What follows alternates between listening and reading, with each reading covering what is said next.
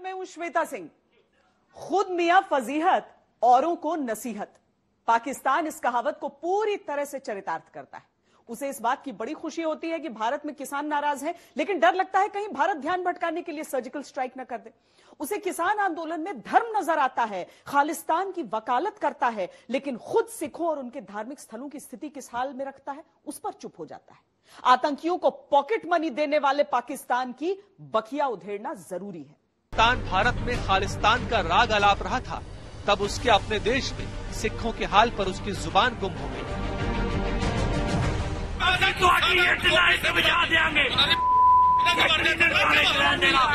इंशाअल्लाह ताला ननकाने दा नाम बदल के असी गुलामा ने मुस्तफा शाह का नाम रखेंगे। जब पाकिस्तान भारत में अस्थिरता की उम्मीद कर रहा था, तब पाकिस्तान में सरकार जाने का खतरा बन रहा था। विपक्षी सांसदों के इस्तीफे पर इस्तीफे आने लगे। कौम को इंस्पायर करें। अगले दिनों में हम इसकी स्ट्रेटेजी भी तय करेंगे कि इस्तीफे हमने किस वक्त ढाल बनाकर इनके सर पे मार देने हैं। हम एहतजाज भी करेंगे, हम सारे जमहूरी और पार्लिमानी ऑप्शंस इस्तेमाल करेंगे और हम उसमें इस्तीफा भी इंक्लूड होंगे। सबका ये मुत्तफिका फैसला है जो पीडीएम के सदर ने अनाउंस किया है, और वो ये है कि पार्टी क़यादत के पास तमाम पार्टीज अपने इस्तीफे जमा करें। महामारी के इस दौर में पाकिस्तान इकलौता ऐसा मुल्क है जो अपने नागरिकों की जगह आतंकियों को बचाने में जुटा है। आतंकी ज़कीउर रहमान लखवी मुंबई हमलों का मास्टरमाइंड है। उसे खाने पीने और दवाई के नाम पर इमरान सरकार हर महीने पाकिस्तानी 1.5 लाख रुपए देने जा रही है। और यह सब गुपचुप नहीं, बल्कि संयुक्त राष्ट्र सुरक्षा परिषद से बाकायदा इजाजत लेकर किया जा रहा है। अब आप सोचेंगे कि संयुक्त राष्ट्र सुरक्षा परिषद ने एक आतंकी की मदद के लिए भला इजाजत कैसे दे दी? वहां पाकिस्तान का बड़ा भाई चीन जो बैठा है मदद करने के लिए।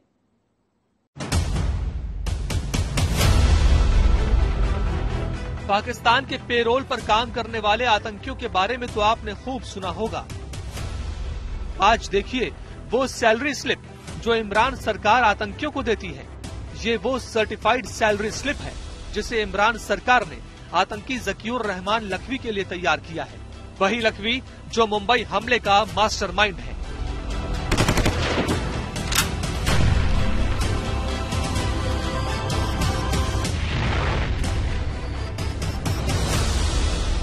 आतंकी लखवी के लिए इमरान सरकार ने सालाना 18 लाख पाकिस्तानी रुपए का पैकेज तय किया है, मतलब हर महीने 1.5 लाख रुपए। इसके लिए बाकायदा संयुक्त राष्ट्र सुरक्षा परिषद से रजामंदी ली गई है। इस काम में पर्दे के पीछे से चीन ने पाकिस्तान की खूब मदद की, क्योंकि वो सुरक्षा परिषद का स्थायी सदस्य है। इससे पहले वो मोस्ट वांटेड आतंकी मसूद अजहर को ग्लोबल आतंकी घोषित करने के प्रस्ताव पर वीटो लगा चुका है। चीन सिक्योरिटी काउंसिल में हर समय पाकिस्तान का साथ देता है। इसकी अनेकों वजह हैं। पहले चीन का सेल्फ इंटरेस्ट। चीन पाकिस्तान को इस्तेमाल करता है हिंदुस्तान को साउथ एशिया में सीमित रखने के लिए। दूसरा, वो हिंदुस्तान को डिस्टेबलाइज करने की कोशिश कर रहा है पाकिस्तान की मदद से। तीसरा, हिंदुस्तान के खिलाफ सेकेंड फ्रंट खोलना चाहता है पाकिस्तान के माध्यम से। चौथा, गुदार के अलावा उसकी नजर है गिलगिट बाल्टिस्तान पे और कराची के पास आइलैंड्स के ऊपर।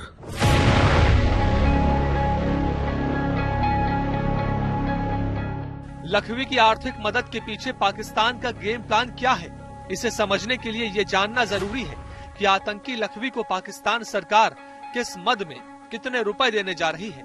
संयुक्त राष्ट्र सुरक्षा परिषद को दी जानकारी के अनुसार 1.5 लाख की रकम में फूड वाउचर के लिए 50,000, दवाई के लिए 45,000, वकीलों की फीस के लिए 20,000, ट्रांसपोर्ट के लिए 15,000 और जेब खर्च के लिए 20,000 पाकिस्तानी रुपए पाकिस्तान सरकार लखवी को देगी।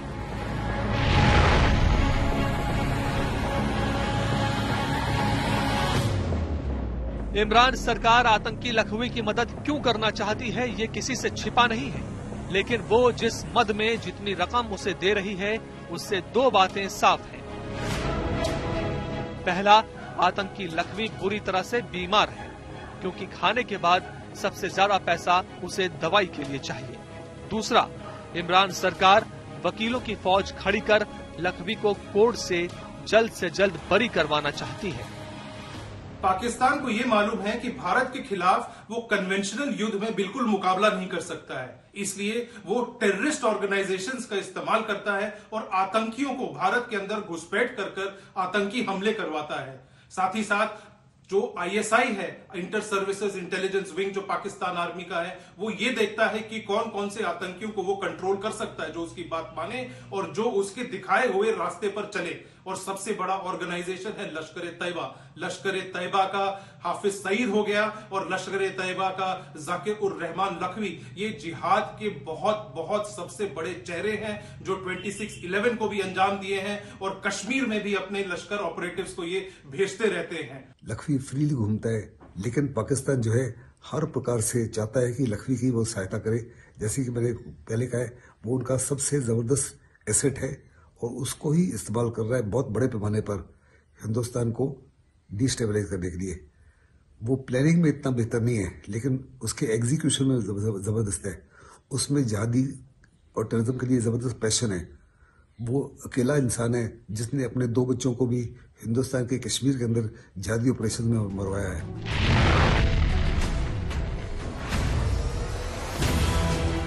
ये खबर क्यों बड़ी है, अब इसे भी समझिए। सुरक्षा परिषद की 1267 कमेटी ने मुंबई आतंकी हमलों के बाद लखवी को आतंकी करार दिया था। वो 2015 से ही जमानत पर है।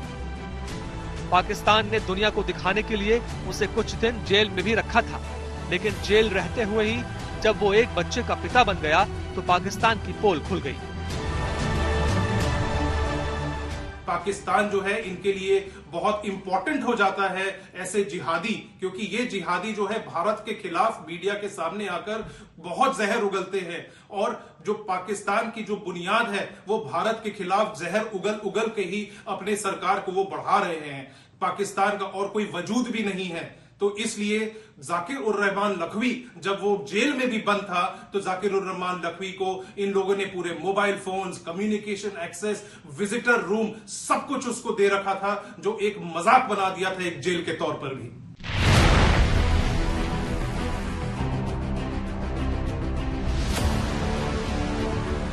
खबर सिर्फ इतनी नहीं है, इसका एक्सटेंशन भी है।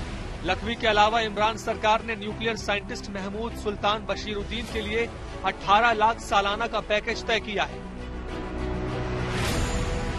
बशीरुद्दीन पहले पाकिस्तानी परमाणु ऊर्जा आयोग में काम करता था। उसकी अफगानिस्तान में आतंकी ओसामा बिन लादेन से मुलाकात हुई थी। वो आतंकी संगठन उम्मा तामीर-ए-नौ का संस्थापक सदस्य है। 9/11 के बाद इस संगठन पर अमेरिका और संयुक्त राष्ट्र ने प्रतिबंध लगा दिया। नवाज शरीफ की सरकार ने बशीरुद्दीन को तीसरा सर्वोच्च नागरिक सम्मान सितारे इम्तियाज दिया था। लखवी की तरह ही आतंकी बशीरुद्दीन भी पाकिस्तान में आजाद घूम रहा है। दोनों को आर्थिक मदद कर पाकिस्तान क्या कोई बड़ी आतंकी वारदात को अंजाम देने का प्लान बना रहा है? पाकिस्तान LOC पर निरंतर युद्ध विराम का उल्लंघन करते रहता है। खासकर पुंछ में पाकिस्तान की ओर से गोलाबारी आम है और भारतीय सेना उसे मुंहतोड़ जवाब देते रहती है। पर 6 दिसंबर को जब पुंछ में लाइन ऑफ कंट्रोल पर कुछ हलचल हुई तो सेना के तैनात जवान ने सतर्क रहते हुए पहले यह जानना चाहा कि कहीं कोई नागरिक तो नहीं है। शक सही निकला। 2 बहनें पाकिस्तान से भटककर भारत पहुंच गई थी। इसके बाद भारतीय सेना ने जो मिसाल पेश की उससे पाकिस्तान को पानी पानी हो जाना चाहिए।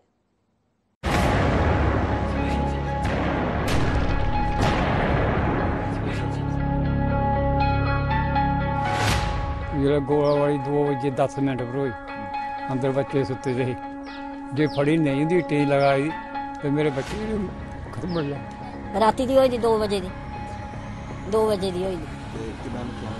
नुकसान साड़ा बतेरा होया। एक साड़ी टांची भज गई, साड़ी कमरे की कंध होई गई, मोर्चा साड़ा भज गया। सारे बच्चे नहीं स्कूल जा सकते, नहीं सारे बच्चे कोई बेचारे बैनी फटल पाए। 10 लोग इयां राती दिने डरदे रौने, पता नहीं कुछ गोला बजी जाना। 2 बजे 10 मिनट ही अंदर अस सुते थे, साड़ा सब नुकसान हो, नलका साड़ा टुटिया। एक तरफ भारतीय सेना की दरियादिली की तस्वीरें हैं तो दूसरी तरफ पाकिस्तानी सेना की दरिंदगी की। इन दोनों तस्वीरों के 2 स्पष्ट संदेश हैं। पहली तस्वीर बताती है कि भारतीय सेना कितनी प्रोफेशनल है। वो दुश्मन देश के नागरिकों के साथ भी इंसानियत के साथ पेश आती है। जबकि दूसरी तस्वीर पाकिस्तानी सेना की कायरता का दस्तावेज है, जो ये साबित करती है कि निहत्थे नागरिकों का खून बहाने में पाकिस्तानी सेना को शर्म तक नहीं आती है। फायर वायलेशन आम है क्या? हाँ आम है मैम, और कई अरसे से, कई टाइम से ये गोलाबारी चल रही है मैम। आप लोगों में खौफ रहता है यहाँ पर? जी बहुत दहशत और खौफ फैल गया मैम। जिस बार भी वो ऐड करेंगे हमारी मस्जिदें को, हमारे मंदिर, यहाँ पे राशन स्टोर, स्कूल, पिछली लगता है जानबूझकर इस तरह की जगहों को टारगेट किया जा रहा है? मैम जानबूझ के क्यों, हर बार जब भी सीज फायर हुआ हमारी मस्जिदें टूटी, हमारे स्कूल की बिल्डिंग टूटी और हमारे राशन स्टोर टूटे। ऐसी हमारी जो हमारी गवर्नमेंट की प्रॉपर्टी है मैम, उस पे पूरा वो टारगेट कर रहे हैं मैम। तो सभी बच्चे यहाँ पे थे, रोल हमारा 90 ऑड था और बच्चे मौजूद थे, पेपर चल रहा था। तब अचानक से फिर सीज फायर वायलेशन किया उन्होंने, और फिर हम लोग जो थे ये नहीं डिसाइड कर पा रहे थे कि हम आया यहाँ पे रहें या बच्चों को कहीं सेफर प्लेसेस पे ले जाएं। अब हर मतलब खौफ हरास का आलम था, और हम 2-4 मिनट हुए थे यहाँ से निकले ही थे, तब तक यहाँ पे आके शेल गिरा, और आप सामने देख सकते हैं इससे कितनी बर्बादी हुई। ये तो अल्लाह पाक की करम है कि हम लोग 2 मिनट हमने पहले डिसीजन ले लिया। अगर हम यहाँ से ना निकले होते तो पता नहीं क्या हुआ होता, कितनी कैजुअलिटीज हुई होती। तो हम सब के लिए ये फिर बहुत परेशान कुन बात थी।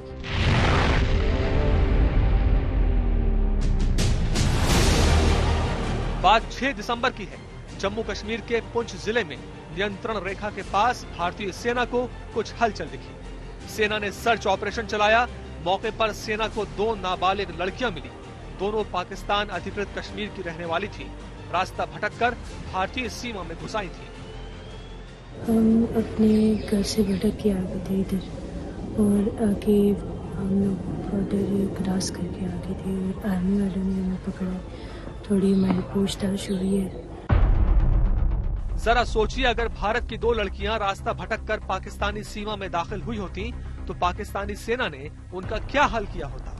लेकिन भारतीय सेना राष्ट्र सेवा के साथ साथ महिलाओं का सम्मान करना अच्छी तरह से जानती है, फिर वो चाहे दुश्मन देश से ही क्यों ना हो। भारतीय सेना ने न सिर्फ दोनों लड़कियों की अच्छी से देखरेख की, बल्कि फौरन पाकिस्तान को इसकी सूचना भी दी। पहले से तो था बहुत बुरे लोग होंगे, तो इधर आई हूँ, बहुत अच्छे लोग हैं। आपको खाना वाना खिलाया सबने? अच्छे से सलूक किया आपके साथ? आपको डर तो नहीं लगा कभी? सारी कानूनी प्रक्रिया पूरी होने के बाद भारतीय सेना ने न सिर्फ दोनों बहनों को पाकिस्तान को सौंप दिया, बल्कि उन्हें उपहार भी दिया। भारतीय सेना की दरियादिली देखकर दोनों बहनों का नजरिया भारत को लेकर हमेशा के लिए बदल गया। उन्होंने पाकिस्तानी सेना के सामने ही न सिर्फ फोटो खिंचवाई, बल्कि भारतीय सेना की जमकर तारीफ की। आज ये लोग हमने सोचा था ये हमें नहीं जाने देंगे, और ये आज हमें वापस भेज रहे हैं इतना जल्दी, और यहाँ के लोग बहुत अच्छे। वापस आना चाहेंगी इधर आप दोबारा? हाँ।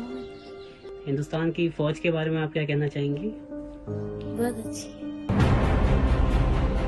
पाकिस्तान अधिकृत कश्मीर लौटने से पहले दोनों बहनों ने भारतीय सेना की जिस खुले मन से तारीफ की, उससे कुछ बातें साफ होती हैं। पहला, पाकिस्तान अधिकृत कश्मीर में पाकिस्तानी सेना भारत के खिलाफ प्रोपेगेंडा चलाती है। वो वहां के नागरिकों को भारतीय सेना का खौफ दिखाती है। उनके मन में ये विचार भरती है कि भारत से उन्हें सिर्फ पाकिस्तान सेना बचा सकती है। जबकि कश्मीर और कश्मीर के नागरिकों को लेकर पाकिस्तानी सेना की क्या सोच है, उसकी हकीकत कई बार सामने आ चुकी है। जो मोदी जी ने नया प्रोग्राम शुरू किया है, शुक्र है कि हमें उन सियासी चुंगल वालों से, सियासी लोगों से हमें छुड़वाया है। क्योंकि उन लोगों की सोच जो थी वो महदूद सोच थी, लिमिटेड सोच थी। वो सिर्फ अपने ही बारे में सोचते थे, अपने परिवार के बारे में सोचते थे, लेकिन आम जनता के बारे में नहीं सोचते थे। बॉर्डर पर पाकिस्तानी सेना की बेवजह फायरिंग की ये तस्वीरें बताती हैं कि उसे कश्मीर के लोगों से कुछ लेना देना नहीं है। बस भारत के खिलाफ नफरत फैलाना उसका मुख्य मकसद है। आजकल पाकिस्तान की खुशी का ठिकाना नहीं है। उसे लग रहा है कि भारत के किसान आंदोलन को कैसे वो अपने प्रोपेगेंडा के लिए इस्तेमाल कर ले। लेकिन फितरत ऐसी है कि उसे साथ साथ एक डर भी खाया जा रहा है। वो ये झूठ फैला रहा है कि भारत आंदोलन से ध्यान भटकाने के लिए पाकिस्तान पर एक बार फिर सर्जिकल स्ट्राइक कर सकता है। भारत की तरफ से इस दफा कुछ किया गया तो फिर जारी बात है कैलकुलेटेड रिस्पांस दिया जाएगा। भारत इस वक्त बड़ी क्रिटिकल सिचुएशन में फंसा हुआ है, बड़ी चारों तरफ से घिरा पड़ा हुआ है। ये एंटी पाकिस्तान कार्ड खेलती है पीएचईपी, तो उसका एक बुनियादी मकसद ये होता है कि जो इंटरनल हालात होते हैं उस पर तवज्जो हटानी है। किसान आंदोलन भारत में, लेकिन सर्जिकल स्ट्राइक की दहशत से डर रहा है पाकिस्तान। किस तरह के चीनी सरहद पर चीन से मार खा चुका है और वो चीन ने कब्जा किया हुआ है। मकबूजा कश्मीर में भारत के सब इत्तेहादी और सारे मुखालिफ भारत के खिलाफ इकट्ठे हो गए हैं। अचानक से पाकिस्तानी चैनलों पर यह खबर क्यों चलने लगी कि भारत पाकिस्तान पर फिर से कर सकता है सर्जिकल स्ट्राइक? मेरे ख्याल में पाकिस्तान की फौज, एयरफोर्स, नेवी हमसे ज्यादा उनको पता है कि अगर भारत की तरफ से इस दफा कुछ किया गया तो फिर जारी बात है कैलकुलेटेड रिस्पांस दिया जाएगा।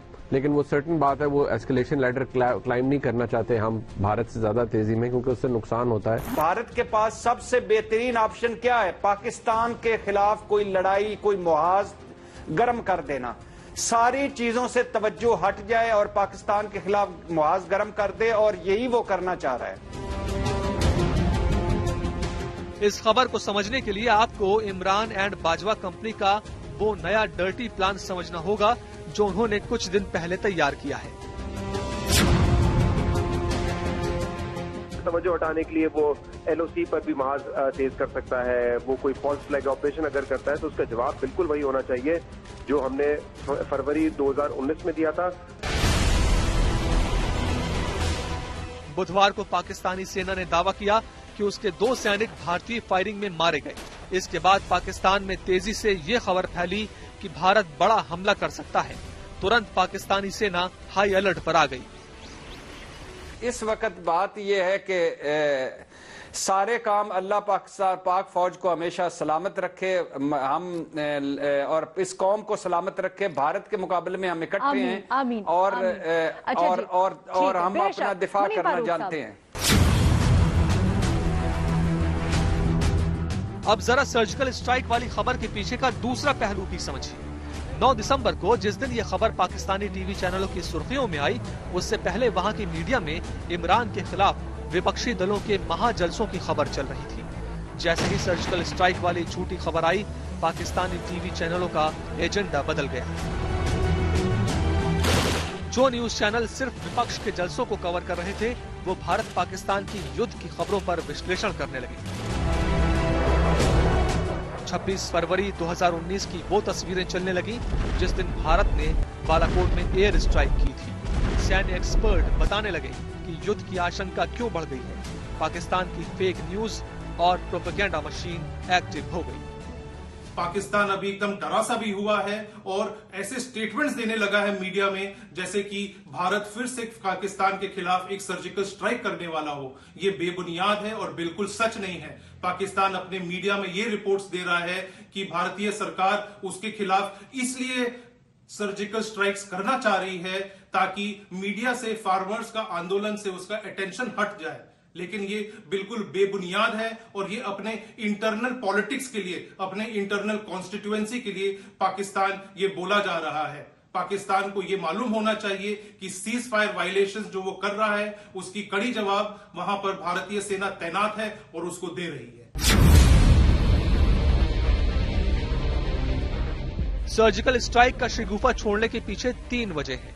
इमरान 11 विपक्षी दलों के महाजलसों से बहुत डरे हुए हैं। विपक्ष ने ऐलान किया है कि वो जनवरी में बड़ा प्रदर्शन करेंगे। नए साल में इस्लामाबाद तक लॉन्ग मार्च निकालने की तैयारी है। विपक्ष के सांसद सामूहिक इस्तीफा देने की धमकी दे रहे हैं।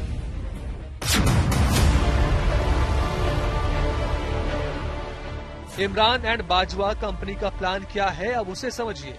इमरान भारत की सर्जिकल स्ट्राइक का डर दिखाकर विपक्षी पार्टियों को ये मैसेज देना चाहते हैं कि राष्ट्रीय सुरक्षा के लिए सभी दल आंदोलन छोड़कर सेना के साथ हैं, सैनिकों का मनोबल बढ़ाएं। लेकिन इमरान का ये डर्टी प्लान विपक्ष भी बखूबी समझ रहा है। पाकिस्तान अपने यहां रहने वाले धार्मिक अल्पसंख्यकों के साथ कैसा व्यवहार करता है, ये बात किसी से छुपी हुई नहीं है। लेकिन वो अपने घर ठीक करने की जगह इस कोशिश में लगा रहता है कि भारत को लेकर एक झूठी तस्वीर पेश करे। जिस किसान आंदोलन को वो धर्म से जोड़कर, सिखों से जोड़कर एक एंगल देने की कोशिश कर रहा है, उससे पहले उसे अपने गिरबा में झांक लेना चाहिए। नहीं चलेंगे, नहीं चलेंगे, नहीं चलेंगे।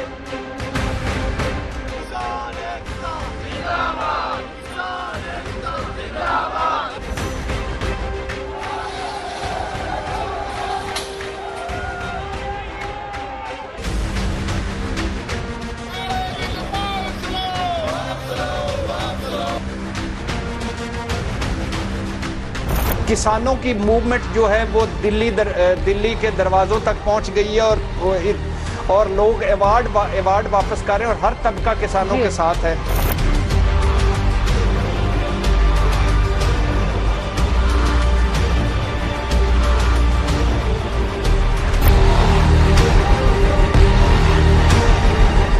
मोदी सरकार के लिए मुश्किलात बढ़ती जा रही है।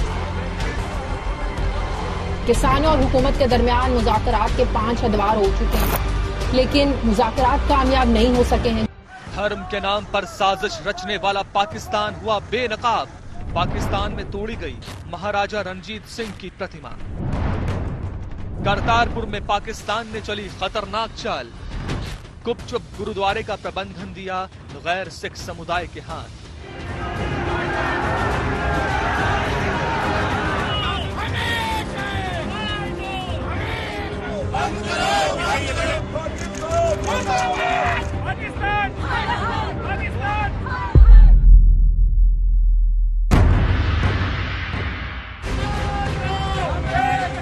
भारत में चल रहे किसान आंदोलन के बहाने पाकिस्तान एक बार फिर से नई साजिश रच रहा है।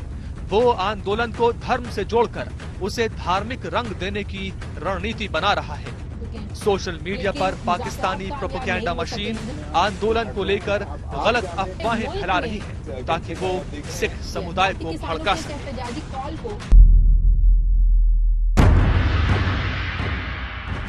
पाकिस्तान मक्कारी और दोगलेपन की सारी सीमा पार कर चुका है।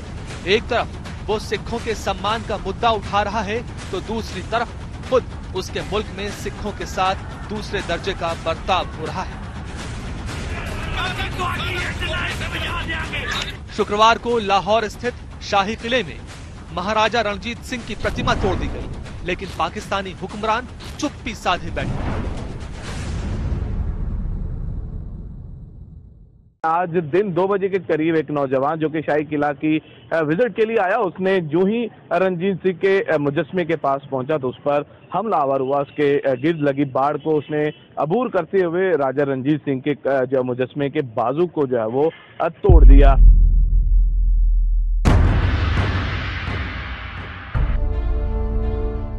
पाकिस्तान में अल्पसंख्यकों की स्थिति बेहद खराब है। चाहे हिंदू हो, ईसाई हो या सिख, सब उत्पीड़न के शिकार हैं। धार्मिक स्वतंत्रता के उल्लंघन के आरोप में अमेरिका ने जिन 10 देशों को हाल में निगरानी की सूची में डाला है, उसमें पाकिस्तान भी एक है। अमेरिका ने पाकिस्तान पर यूं ही एक्शन नहीं लिया है, इसके पीछे पाकिस्तान से आने वाली अल्पसंख्यक उत्पीड़न की ये तस्वीरें हैं। आपको याद होगा 2020 की शुरुआत में ही 3 जनवरी को सिखों के सबसे पवित्र स्थान ननकाना साहिब पर भीड़ ने हमला किया था। तब गुरुद्वारे के ग्रंथी ने आरोप लगाया था कि उनकी बेटी जगजीत कौर का कुछ लोगों ने अपहरण कर उसका धर्म परिवर्तन कर जबरन निकाह कराया था, लेकिन पाकिस्तानी हुक्मरानों ने इसे दूसरा ही रंग दे दिया।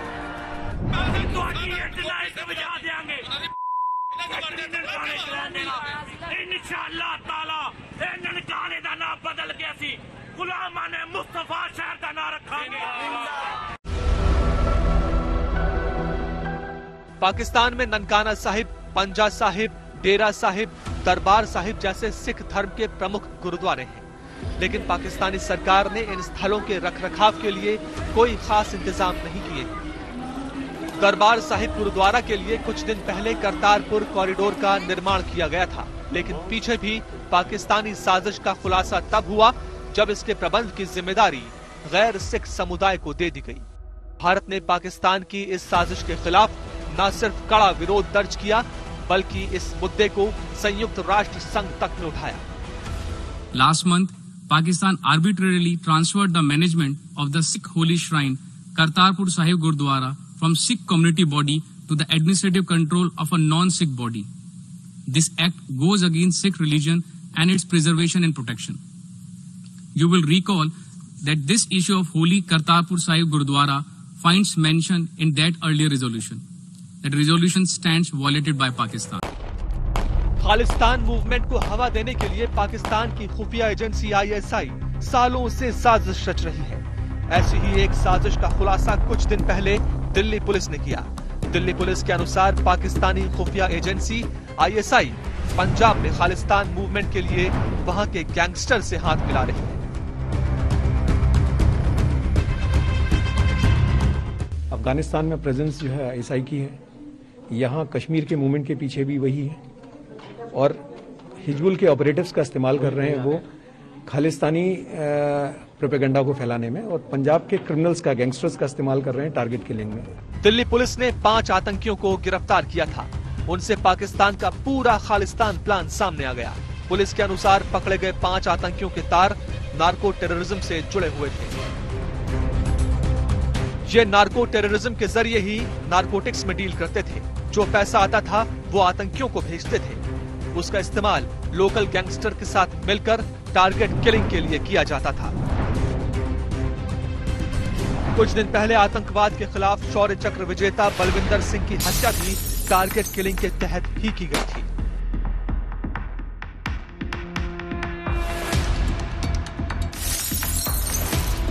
खालिस्तानी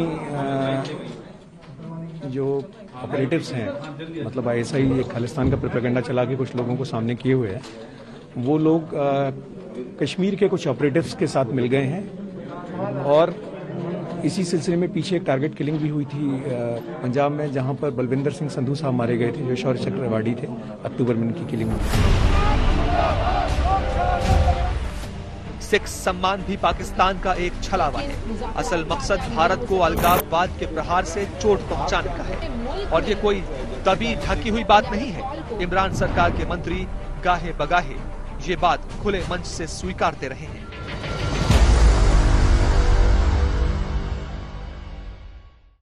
पाकिस्तान में इमरान सरकार की स्थिति अब गए तब गए की हो गई। विपक्ष ने इस्तीफों का जो दौर शुरू किया है उससे इतना साफ होता है कि इमरान सरकार को खुद को बचाए रखना भी बहुत मुश्किल है।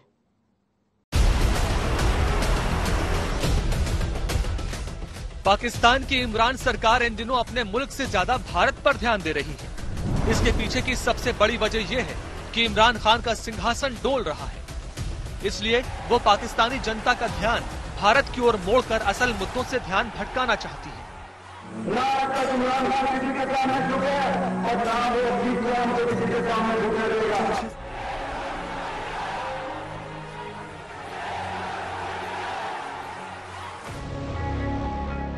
पाकिस्तान में 11 सियासी पार्टियां एक मंच पर हैं। इमरान के खिलाफ हल्ला बोल अभियान चल रहा है। कराची से लेकर लाहौर तक की रैली में जुटी भीड़ ने इमरान सरकार के होश उड़ा दिए। ना इमरान खान का नाम लेना पसंद करती हूँ, ना उस जाली इंसान को मैं वजीर आजम मानती हूँ। इमरान सरकार विपक्षी एकता से इतनी डरी हुई है कि वो इन रैलियों को रोकने के लिए साम दाम दंड भेद तक का इस्तेमाल कर रहे हैं। लाहौर, पहले तो लाहौर का जलसा ले लेना। लाहौर में तेजी से कोविड के केसेस बढ़ रहे हैं। एग्रीड। परसों हमारे 78 लोग कोविड से गए, फौत हुए, और कल मैं देख रहा था कि 54 लोग गए हैं। बढ़ते जा रहे हैं केसेस हमारे, यानी अगर आप ट्रेंड देखें। हमने फैसला किया है कि हम बिल्कुल इनको इजाजत नहीं देंगे। जो भी वहां साउंड सिस्टम लगाएगा, जो कुर्सियां लगाएगा, सबके ऊपर FIR काटेंगे, लेकिन हम इनको रोकेंगे नहीं वहां जाने से। यानी हम कोई रुकावटें नहीं, ताकि ड्रामे ना करें, ये कोई रेवोल्यूशनरी ना बने, ये चे गवारा ना बने। सिर्फ अपनी चोरी बचाने के लिए कर रहे हैं। हमने क्या करें। इमरान सरकार विपक्षी दलों के सांसदों के सामूहिक इस्तीफे की धमकी से भी डरी हुई है। अगले दिनों में हम इसकी स्ट्रेटजी भी तय करेंगे कि इस्तीफे हमने किस वक्त ढाल बनाकर इनके सर पे मार देने हैं। वहीं दूसरी ओर पाकिस्तान में एक बड़ा उलटफेर हुआ है। भारत को पाव पाव भर के परमाणु बमों की धमकी देने वाले शेख रशीद को पाकिस्तान का नया गृह मंत्री बनाया गया। अगर खुदा न खास्ता आप आजाद कश्मीर की तरफ बढ़े, अगर आप लाहौर की तरफ बढ़े, तो हमने स्मार्ट बम रखे हुए हैं जो सिर्फ उन टैंकों को, उन तोपखानों को और उन फौजियों को जो पाकिस्तान पर हमला होंगे उनको उड़ाएंगे। हमारे पास हर साइज का मसाला है। हमारे पास छोटी गोली भी है चूरन की, बड़ी गोली भी है, हमारे पास हर तरह का मसाला है, आप आए सही। शेख रशीद का गृह मंत्री बनना भी इमरान खान के लिए नया सिरदर्द है, क्योंकि वो उन्हें पसंद नहीं करते हैं। इमरान सरकार में मंत्री बनने से पहले शेख रशीद दूसरी पार्टी में थे। तब भरे मंचों पर दोनों एक दूसरे की खूब खिल्ली उड़ाते थे।